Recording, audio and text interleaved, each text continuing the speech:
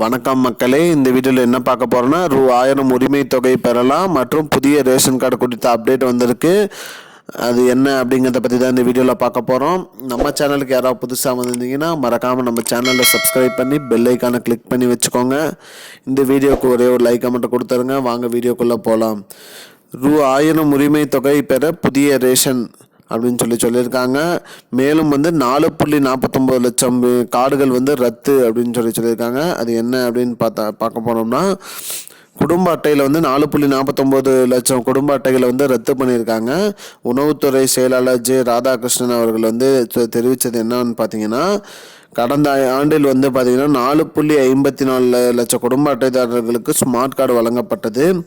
மேலும் சென்னை கூட்டுறவு சங்கத்தின் கீழ் சொந்தமான கிடங்குகளை ஆய்வு செய்யும் போது பார்த்தீங்கன்னா அங்கே பொருட்கள் இருப்பு இருக்குது. அதாவது பார்த்தீங்கன்னா அரிசி, பருப்பு, உப்பு போன்றவை 36,954 கார்டுகளுக்கு வர வேண்டிய பொருட்கள் எல்லாம் இருப்பு இருக்குன்னு சொல்லியிருக்காரு.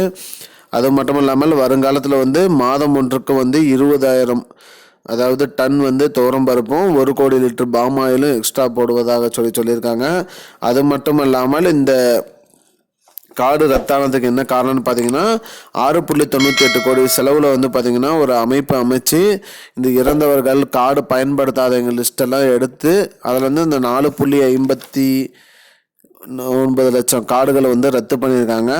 அது மட்டும் இல்லாமல் மேலும் இந்த சர்வே எடுக்கப்படும் சொல்லியிருக்காங்க. ரேஷன் கார்டை பற்றி ஏதாவது குறை தீர்க்கணும்னா அதுக்கு புகார் என்ன அறிவிச்சிருக்காங்க. அதாவது 1967 அது கால் பண்ணிங்கன்னா புகார் தெரிவிக்கலாம். அப்படி இல்லைனாலும் www.tnpds.gov.in போய் புகார் தெரிவிக்கலாம். மக்களே, இதுதான் இப்போதைக்கு முக்கியமான பயனுள்ள தகவல். இது போன்ற பயனுள்ள தகவலை தெரிஞ்சுக்கொள்ள நம்முடைய சேனலை மறக்காம சப்ஸ்கிரைப் பண்ணுங்க. நன்றி.